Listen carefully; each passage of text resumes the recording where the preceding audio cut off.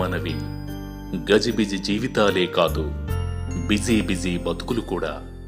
మరి మన బిజీ గజిబిజి లైఫుల్లో నిజంగా మనం కోల్పోతుంది గుర్తిస్తున్నామా? పోనీ మనకు ఉన్నదాన్ని ఆస్వాదిస్తున్నామా? రెండూ చేయడం లేదు. లేనిది కావాలంటూ పరుగులు తీస్తున్నాం, ఉన్నది పట్టించుకోకుండా ఉరుకులు పెడుతున్నాం. మరి ఈ ఉరుకుల పరుగుల నడుమే మన మధ్య ఉన్న ఆ మామూలు గొప్పవారిని గురించి ఒక్క క్షణమైనా ఆలోచిస్తున్నామా? అవును, వారు గొప్పవారు. అదే సమయాన వాళ్ళు మామూలు వారు కూడా. ఎంత మామూలు వాళ్ళంటే వాళ్ళు గొప్పవాళ్లని మనం గుర్తించడానికి కూడా సాహసించం, సహనం వహించం. అయినా కూడా వారు సామాన్యులు కారు. అసామాన్యంగా జీవితపు కన్నీళ్లయ్యేటికి ఎదురీదేవారు కాదు కాదు, ఎదురీతకి సజీవ నిర్వచనాలు.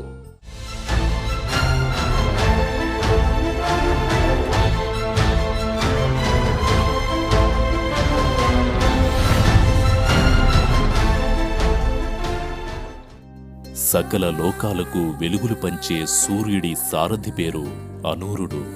అసూరుడు ఆకాశ మార్గాన ఆ ప్రత్యక్ష భగవానుడికి మార్గదర్శనం చేసే సూర్యరథ సారథికి కాళ్లు లేవనే విషయం మీకు తెలుసా? అవును, ఆ కాళ్లు లేనివాడే సమస్త లోకాల్ని ఓ విధంగా నడిపిస్తుండడం నిజంగా విచిత్రం కాదు కాదు, విశేషం.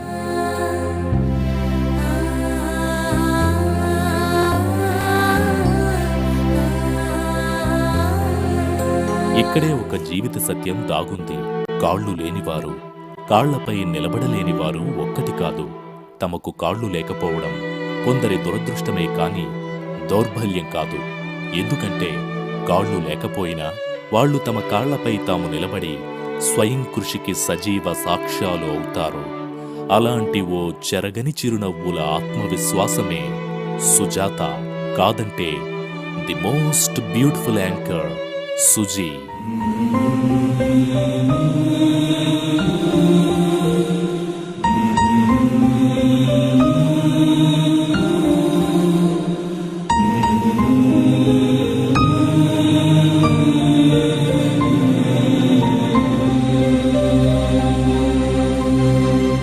జీవితం ఓ గమ్యం కాదు, జీవితం ఒక గమనం. అదో నిరంతర అనూహ్య మలుపుల పయనం. ఆ పయనంలో అప్పుడప్పుడు దారుణమైన దుర్ఘటనలు అనివార్యమే. అదే జరిగింది సుజాత జీవితంలో. ఆమె బతుకు పయనం ఓ దురదృష్టకర రోడ్డు ప్రమాదంతో తిరిగి సహజ స్థితికి చేరుకోలేని కుదుపుకి లోనైంది. 2001లో 15 years బ్యాక్ రోడ్ యాక్సిడెంట్. నేను షిరిడి వెళ్తూ ఉంటే మా కార్ మేజర్ యాక్సిడెంట్ అయిందనమాట. దాంట్లో నా స్పైన్ ఇంజురీ అయింది. ఆ స్పైన్ ఇంజురీలో ఇక్కడ నా bone and spine cord fracture అయిందనమాట. దాంతో ఈ లెవెల్ నుంచి బాడీ మొత్తం పారాప్లెజిక్, అంటే there is no power, no sensation, nothing, just like paralysis లాగా అయిపోయింది అన్నమాట.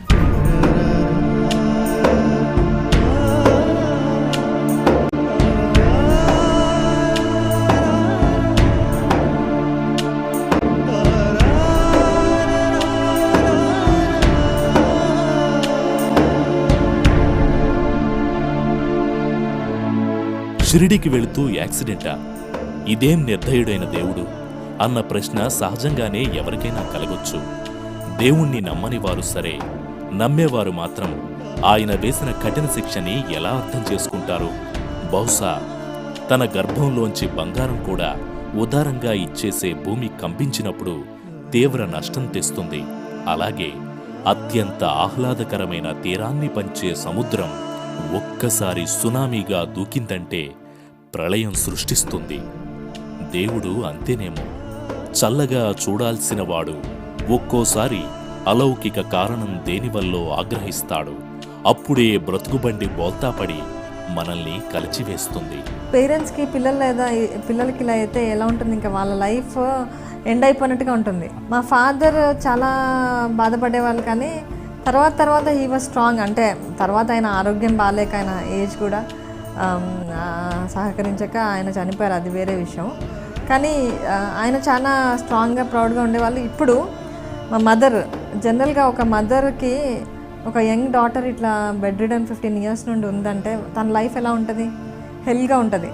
అట్లా అదే కాకుండా కూతురు యాక్సిడెంట్ అయింది, at the same time accident అయిన 2.5 yearsకి మా ఫాదర్ అంటే భర్త చనిపోవడము. తనకి ఇంకా లైఫ్లో ఏముంటుంది అసలు, నిరాశ, ఇంకా ఏమి చేయాలన్న ఆశ ఏమి ఉండదు. మా మదర్ కూడా అలాగే ఉండేవాళ్ళు. కానీ నేను ఈరోజు నా లైఫ్ని చూసి తను ఎలా అంటే మా ఇంట్లో నేను ఒక పేషెంట్ని ఉన్నానన్న సంగతి మర్చిపోయారు అందరూ.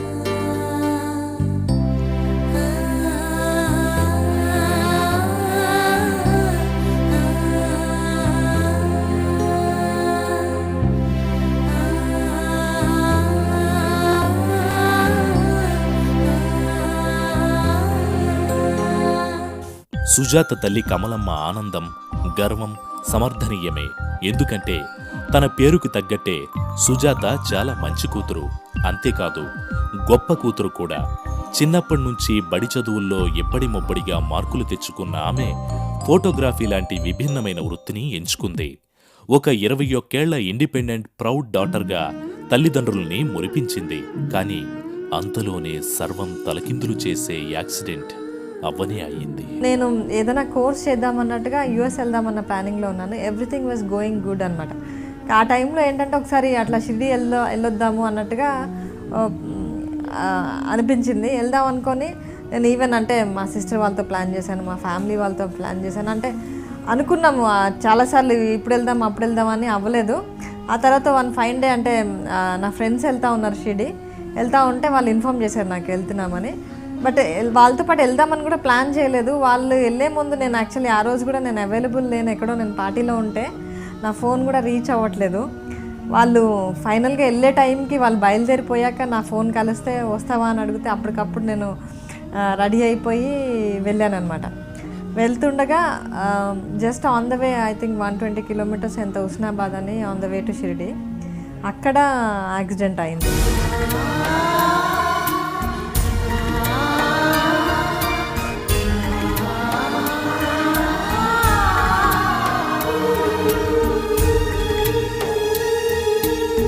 సుజీ ఎదుర్కొన్న యాక్సిడెంట్ ఆమెకి మాత్రమే కాదు, మొత్తం కుటుంబానికి ఓ పెద్ద కుదుపు. అయినా ఆ విషమ ఘడియల్లో ఇంట్లో వారు తనకెంతో అండగా నిలిచారు. మరీ ముఖ్యంగా ఆమె తల్లి. అయితే సుజీ మంచానికి పరిమితమైన 2 సంవత్సరాల్లోనే తండ్రి చనిపోవడం మరో పెద్ద విషాదం. అయినా ఏ క్షణం కూడా తను ఆత్మవిశ్వాసం కోల్పోకపోవడం అసామాన్యం.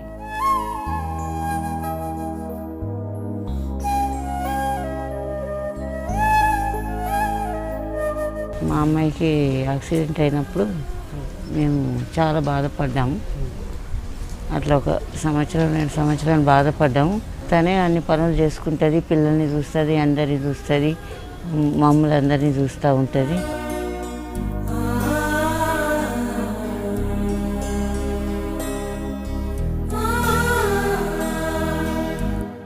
తుఫాను తెచ్చే నష్టం బోరున వర్షం కురుస్తున్నప్పుడు అంచనాకు రాదు. ఒక్కసారి వర్షం వెలిస్తేనే తీవ్రత అర్థమయ్యేది. అలాగే జరిగింది. యాక్సిడెంట్ తాలూకు నష్టం విషయంలో కూడా తాను జీవితాంతం నడువలేనని మొదట్లో గ్రహించలేకపోయింది సుజాత. అయితే మెల్లమెల్లగా కంప్యూటర్, పేపర్స్ ఉపయోగిస్తూ తన సమస్యని శాస్త్రీయంగా అధ్యయనం చేశాక గాని చేదు నిజం బోధపడలేదు. మంచంపై తనది రెస్ట్ కాదని, అరెస్ట్ అని ఆమె కొన్ని నెలల తరువాత గ్రహించింది. యాక్సిడెంట్ ముందు 1 నిమిషం కూడా నేను ఇంట్లో ఉండేదాన్ని కాదు. ఫోటోగ్రఫీ ఫీల్డ్ బయట తిరుగుతూ ఉండేదాన్ని వర్క్ గురించి. అదర్ దెన్ వర్క్ కూడా నేను చాలా ఎక్కువ బయట వెళ్తుండేదాన్ని. అలాంటి దాన్ని ఒక్కసారిగా ఇంట్లో ఉండడము, దాన్ని అందరైతే అసలు చాలామంది నాకు తెలిసిన ఫ్రెండ్స్ 1 year కంటే ఎక్కువ సర్వైవ్ అవ్వదు, మెయిన్గా అసలు మెంటలీ సర్వైవ్ అవ్వదు అనుకున్నారు. ఇలా బయట తిరుగుతున్న ఆజాద్ పక్షిని ఇంట్లో బెడ్ మీద ఉంచితే కొన్ని రోజులు మేబీ ఒక 1 month అయితే నేను పక్కకు కూడా చూడడానికి లేకుండా, ఇక్కడ సర్జరీ అయింది కాబట్టి వాళ్ళు ట్రాక్షన్ వేశారు, ఓన్లీ సీలింగ్ చూడగలిగాను నేను. అంటే ఇటుపక్కకి అటుపక్కకి ఎటు తిరగకుండా సీలింగ్ చూశాను అనమాట. కళ్ళు తెరిస్తే ఓన్లీ సీలింగ్. పక్కన ఎవరన్నా నిల్చుంటే కూడా ఎవరున్నారు అని అడిగి మాట్లాడేదాన్ని. అంటే నేను పక్కన ఉన్నవాడిని చూడగలిగేదాన్ని కాదు.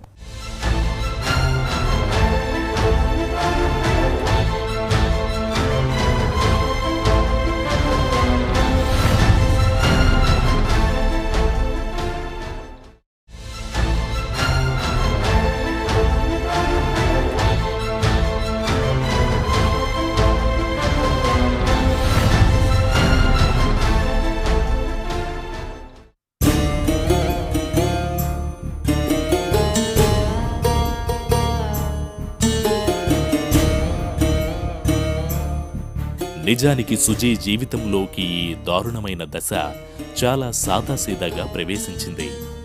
20 ఏళ్లు స్వేచ్ఛగా గడిపిన ఆమెని మంచానికి బందీని చేసే దుర్ఘటన ఎలాంటి అపశకునాలు పొడసూపకుండా అమాంతం మీదపడింది. అంతేకాదు, సాయికి మొక్కుకుని వద్దామని షిరిడీ బయలుదేరిన ఆమె ఎవ్వరూ ఊహించని నష్టాన్ని భరించాల్సి వచ్చింది. బహుశా బాబా ఆమెను ఎందరెందరికో ప్రేరణగా నిలిపేందుకు ఇలాంటి పరీక్షకు గురిచేశాడేమో. అంతకంటే ఇంకే ఆలోచన కూడా జరిగిన యాక్సిడెంట్కి సంజాయిషీ ఇవ్వదు.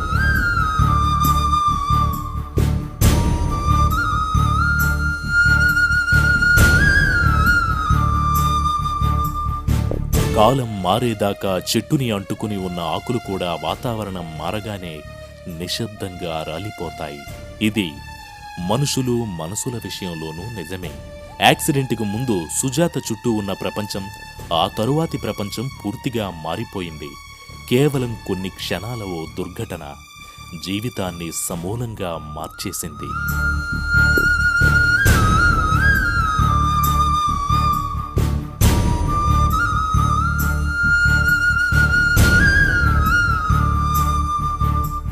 యాక్సిడెంట్ అవ్వకముందు వెరీ నార్మల్, అంటే like any other you know growing kid, growing young girl life ఎలా ఉండిందో అలా ఉండింది. అంటే ఈ యాక్సిడెంట్ అయినప్పుడు నాకు ఒక 21 years, వెరీ షార్ప్ కిడ్ నేను. స్కూల్లో కానీ అదర్వైజ్ చాలా యూనిక్గా ఉండేదాన్ని. రెగ్యులర్ స్టడీస్ కాకుండా ఫోటోగ్రఫీ చేయాలనుకొని ఫోటోగ్రఫీ చేసి ఫోటోగ్రఫీ బిజినెస్ స్టార్ట్ చేసి ఆ టైంలో నాకు యాక్సిడెంట్ అయింది.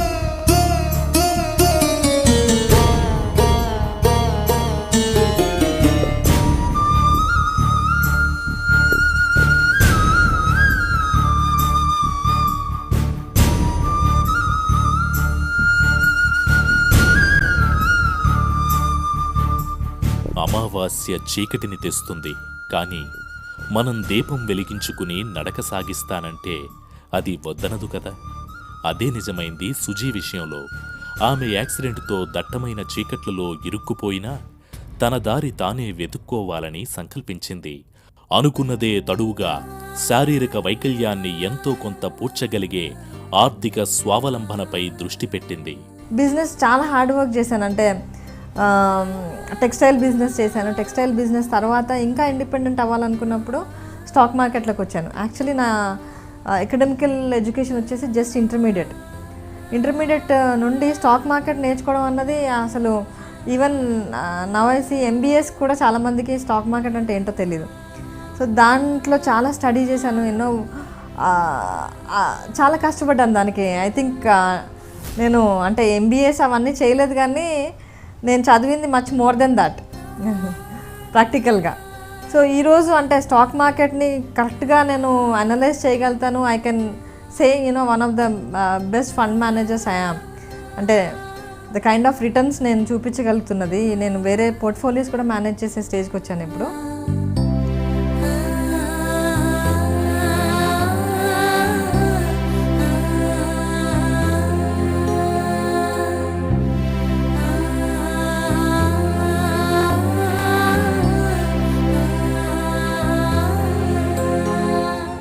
అంతా నార్మల్గా ఉన్నవారే చేయలేని అద్భుతం ఆర్థికంగా చేసి చూపింది సుజీ. అందుకే ఆమెని అబ్నార్మల్గా చూడాలని భావించిన వారు కూడా సూపర్ నార్మల్ అని ఒప్పుకున్నారు. అయితే తనని ఎందరెందరికో ఇన్స్పిరేషన్గా మార్చి ఫేమస్ కూడా చేసింది మాత్రం టీవీ తెరపై యాంకర్గా కనిపించడం. అది కూడా అనుకోకుండానే జరిగిన అనుకోనంత సక్సెస్ అయింది. యాంకరింగ్ అనగానే అంటే నేను అనుకున్నాను, రవిప్రకాష్ గారు ఆఫర్ చేసినప్పుడు మేబీ రవి సార్కి అంతగా నా బాడీ గురించి తెలియదేమో, మేబీ ఏమనుకున్నారో అనుకొని నేను నిజంగా అంత ఎక్సైట్ అవ్వలేదు. మళ్ళీ ఎప్పుడైతే పర్సనల్గా కలిసి నిజంగా ఆయన సీరియస్గా డిజైన్ చేస్తుంటే అని ఒక సైడ్ చాలా డౌట్ ఉండింది, ఎలా చేస్తాను ఏంటి అని ఉంది. కానీ చాలా హార్డ్ వర్క్ చేశానండి. అంటే నాకు ఇలా నార్మల్గా కూర్చోవడం కూడా కష్టము, ఒక స్ట్రెచ్లో కూర్చోవడం కష్టము, ఇంకా ఆ లైట్స్ అవన్నిటితో కూర్చోవడం అంటే చాలా కష్టము. దట్టు అంటే నేను ఒక రూమ్లో ఉంటాను కాబట్టి, అంటే మొబిలిటీ తక్కువ కాబట్టి ఒక రూమ్ అట్మాస్ఫియర్ అలవాటైపోతుంది, రూమ్ టెంపరేచర్ అలవాటైపోతుంది. అలాంటిది దానికి తగ్గట్టుగా నా షో మేలో స్టార్ట్ అయింది, ఆ మేలో ఫ్యాన్స్ లేకుండా, ఏసీ లేకుండా, హెవీ లైట్స్ తోటి వర్క్ చేయడం అన్నది ఇంపాసిబుల్. బట్ మనకి నిజంగా ఆ స్ట్రాంగ్ విల్ ఉంటే అవన్నీ కనిపించవు అన్నట్టుగా నాకేమీ కనిపించలేదు.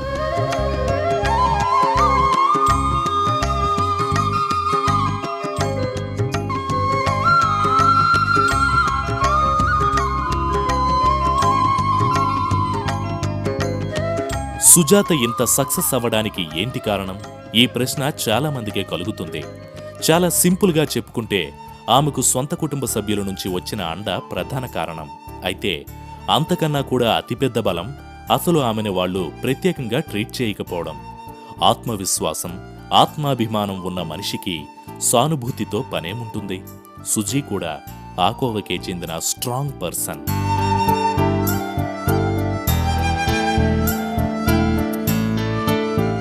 సరిగ్గా ఆలోచిస్తే మనుషులంతా వైకల్యం ఉన్నవారే. శారీరక లోపం ఉన్నవారిది పైకి కనిపిస్తుందేమో గాని దాదాపుగా మానవజాతి మొత్తం మానసిక వైకల్యాల సమాహారమే. డబ్బులు, సుఖాలు, ఆస్తులు, అంతస్తులు ఇలా ఎన్నిటి వెంటో మనిషి పరుగులు తీస్తుంటాడు. కానీ వాటన్నిటికంటే ముఖ్యమైంది సంతోషం, ఆనందం. ఆ హ్యాపీనెస్ ఉంటే మరే డ్రీమ్ అక్కర్లేదు. సుజాత ఫిలాసఫీ అదే. ఆమె డ్రీమ్స్ ఏవీ లేవు, హ్యాపీగా ఉండటమే డ్రీమ్.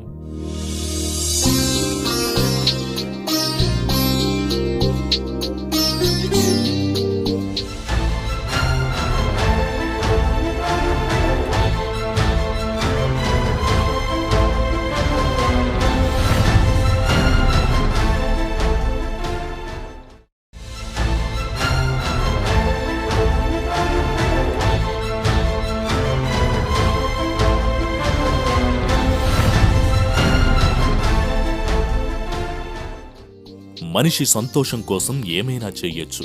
అంతేకాదు, సంతోషంగా ఉంటేనే ఏదైనా చేయగలడు. ఈ విషయాన్ని ఎంతో శ్రమకోర్చి యాంకరింగ్ చేసిన సుజీ అద్భుతంగా నిరూపించింది. నిజానికి ఆమె తనకున్న ఆరోగ్య స్థితిలో పెద్ద పెద్ద కెమెరా లైట్స్ ముందు కొద్ది నిమిషాలు కూడా కూర్చోలేదు. అయినా పట్టుదలతో నచ్చిన పని సంతోషంగా చేస్తుంటే కష్టమే ఉంటుంది. ఒకవేళ ఉన్నా ఆ కష్టం కష్టమని ఎలా అనిపిస్తుంది? ఈరోజు నాకంటే ఈ సెలబ్రిటీ స్టేటస్ రావడము, నేను ఒక యాంకర్ అవ్వడం, ఇవన్నీ నేను అంటే యాంకర్ అవుదామని వెళ్ళలేదు. నేను ఎప్పుడైతే హార్డ్ వర్క్ చేశానో థింగ్స్ కేమ్ టు మీ. నేను అంటే ఈ సక్సెస్ స్టోరీ గురించి ఎన్నో మీడియా ఆర్టికల్స్ అవన్నీ వచ్చినప్పుడు నాకు ఎన్నో అవార్డ్స్ వచ్చినాయి. ఆ అవార్డ్స్లో వన్ ఆఫ్ ద అవార్డ్స్లో రవిప్రకాష్ గారు కలవడము, ఆయన ఆఫర్ చేయడము. అంటే ఇట్లాంటి యాంకరింగ్ చేయడానికి నార్మల్గా ఎవరైనా చాలా కష్టపడతారు, ఇట్స్ నాట్ సో ఈజీ కదా. అట్లాంటిది ఆయనే నాకు ఆఫర్ చేయడము, దెన్ వాళ్ళే నాకు ట్రైనింగ్ ఇచ్చి ప్రోగ్రామ్ని డిజైన్ చేసి నాకు ఒక యూనిక్, అంటే ఒక్క ప్రోగ్రామ్ తోటే నాకు ఇంత పాపులారిటీ వచ్చిందంటే really it's luck. And I can say మనం హార్డ్ వర్క్ చేసినప్పుడు థింగ్స్ మన వే వస్తాయి.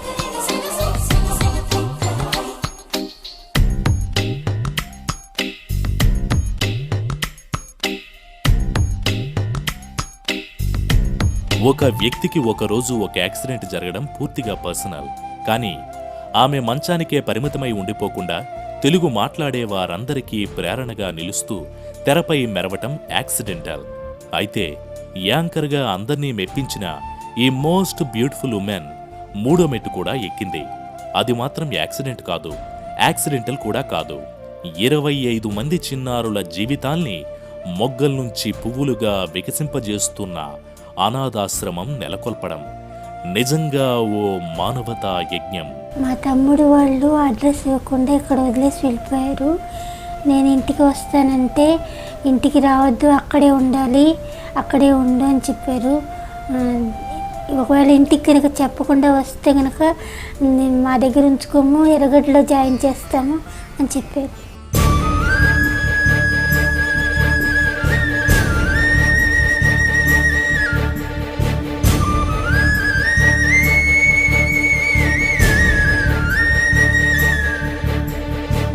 పెద్ద పెద్ద వృక్షాలు కూడా అమాంతం నేలకూలేటంతటి మహా తుఫాన్ ఎదుర్కొన్న సుజీ యాంకర్గా పేరుతో పాటే ఎందరికో ప్రేరణను పంచింది. అక్కడితో ఆగక అనాథాశ్రమం నడిపిస్తూ ఆదర్శం కూడా అయ్యింది. ఇలాంటి ఎవరూ చేయని పనులు చేయటం ఎంతో ఆత్మతృప్తినిస్తుందనే ఆమె 2009 నుంచి ఎందరో పసిపిల్లల జీవితాల్లో వెలుగు తెచ్చింది. వాళ్ల తల్లిదండ్రుల సమస్యలే వాళ్ల సవాళ్లైన చిన్నారులకి ఆమె రక్షణ కవచంగా నిలుస్తోంది. దీది ఆ పరిస్థితిలో ఉండి కూడా ఇంతమంది పిల్లల్ని చూసుకున్నందుకు నాకు సంతోషం అనిపిస్తుంది.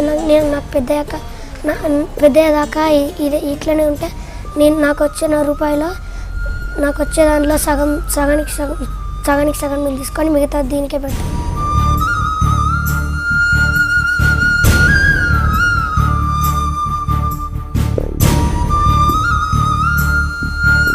వేగంగా పరుగులు తీసే గుర్రం డెక్కల కిందనున్న దుమ్ము అనివార్యంగా రేగిపోతుంది.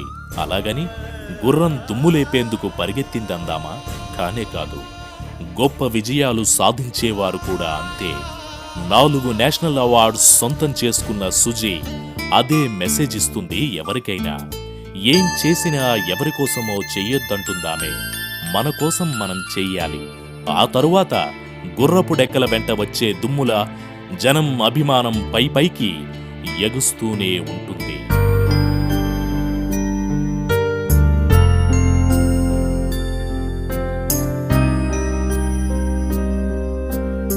తన స్నేహితురాలే కాదు, తన ఫండ్ మేనేజర్ కూడా అయిన సుజీ గురించి చాలా గొప్పగా చెబుతాడు స్వరూప్.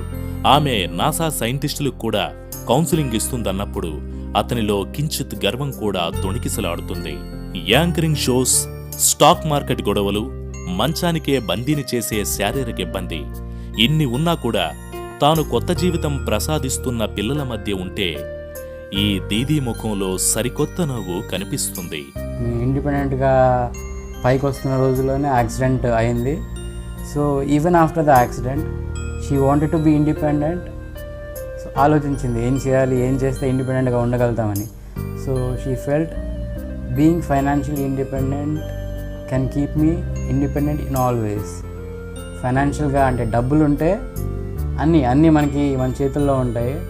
ఫిజికల్గా నేను నన్ను ఇంకా డెవలప్ చేసుకోలేను, ఎందుకంటే దీనికి వరల్డ్లో ఎక్కడ ట్రీట్మెంట్ లేదు.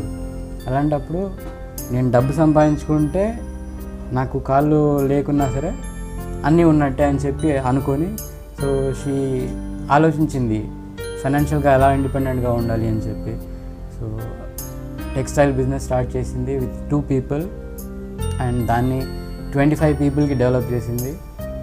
లేటర్ ఆన్ ఇంకా ఫైనాన్షియల్ ఇండిపెండెంట్గా ఉండాలి అంటే మనిషి ఆలోచన ఎలా ఉంటుందని, ఆలోచన ఎలా ఉంటుందంటే ఎంత చేసినా సరే చాలదు, ఇంకా చేయాలి అనిపిస్తుంది. సోషల్ సర్వీస్ గురించి చూస్తే తను మీకు అందరికీ తెలిసే ఉంటుంది, తను NGO రన్ చేస్తుంది. She started with 2 people and today it's running with 25 people.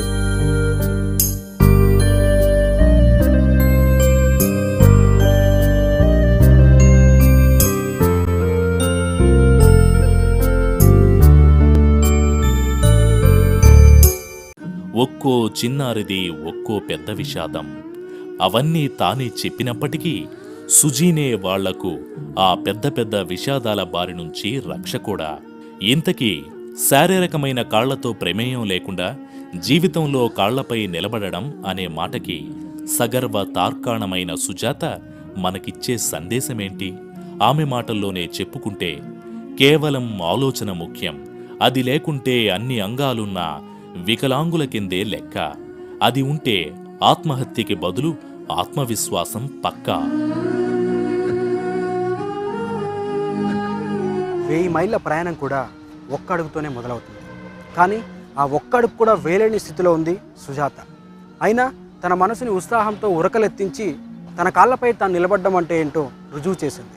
మానసిక వైకల్యం లేకపోతే శారీరక లోపమే కాదని ఆమె సాక్ష్యం ఇస్తుంది. అయినా విజయం సాధించడం అంటే భిన్నమైన పనులు చేయటం కాదు, భిన్నంగా పనులు చేయటం అని ఆమె రుజువు చేసింది. ఇది ఇవాల్టి ఎదురీత.